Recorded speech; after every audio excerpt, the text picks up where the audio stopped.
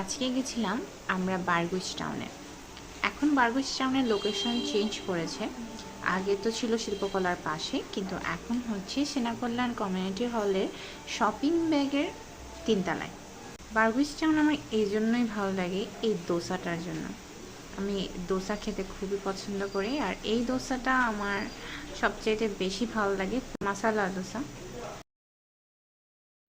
আর এই আলুটার সাথে নারকেলের এই চাটনিটা আমার খুবই ফেভারিট, যেটা সবসময় আমি খাই। এই জন্যই আমি ঘুরে ফিরে বারগুইস টাউনেই যাই।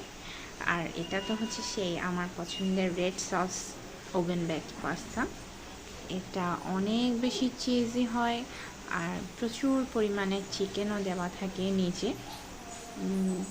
চিজটার জন্য খুব ভালো লাগে খেতে, একটু স্পাইসি। যারা একটু স্পাইসি পছন্দ করে তাদের জন্য এই পাস্তাটা রেকমেন্ডেড।